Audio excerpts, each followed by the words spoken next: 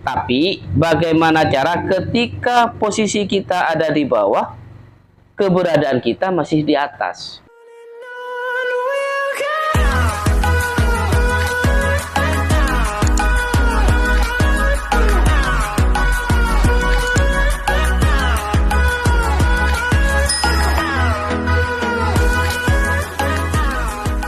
Nih, Ya, apa nih?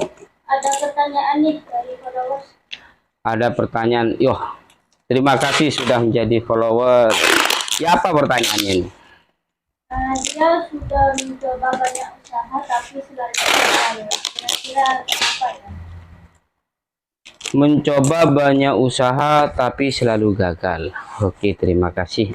Dan untuk teman-teman, jangan lupa di like ya. Like, komen, dan subscribe. Share juga biar kita semangat buat konten. Terima kasih atas pertanyaannya. Bismillahirrahmanirrahim.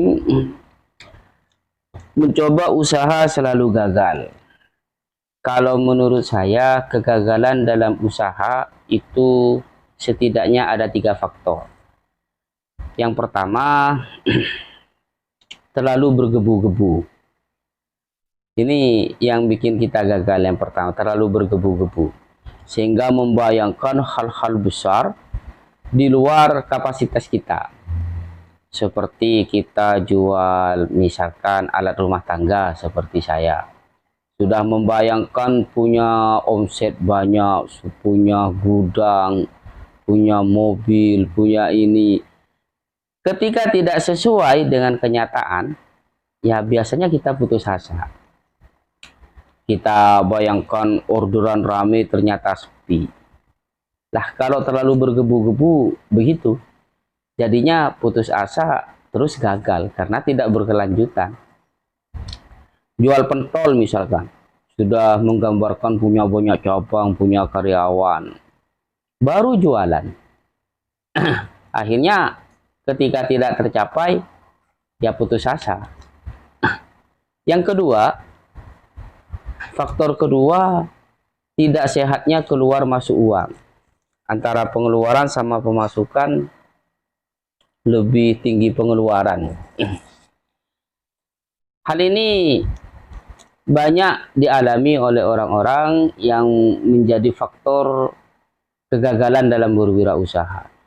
Misal ketika orderan lagi rame-ramenya, gaya hidupnya berubah. Seketika langsung mulai lebih naik gaya hidupnya.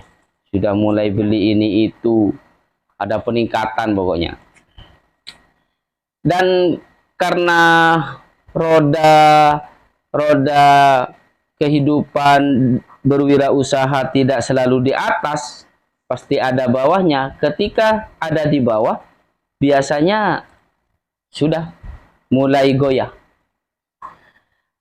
Yang harus kita pikirkan, bagaimana cara dalam berwirausaha itu, roda putar itu pasti. Tapi bagaimana cara ketika posisi kita ada di bawah, keberadaan kita masih di atas. Yaitu dengan cara, saat orderan itu lagi rame-ramenya, kita hidupnya jangan meningkat dulu.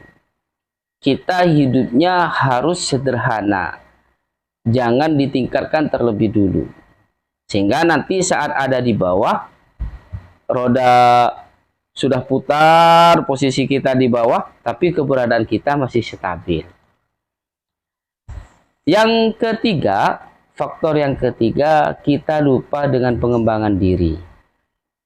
Yang harus kita ingat, saat ada masalah dalam usaha kita, itu artinya ada masalah dalam diri kita. Ada hal-hal yang belum kita penuhi. Kita lupa dengan perkembangan-perkembangan. Saat kita berusaha, pasti ada orang yang mengamati kita. Calon kompetitor.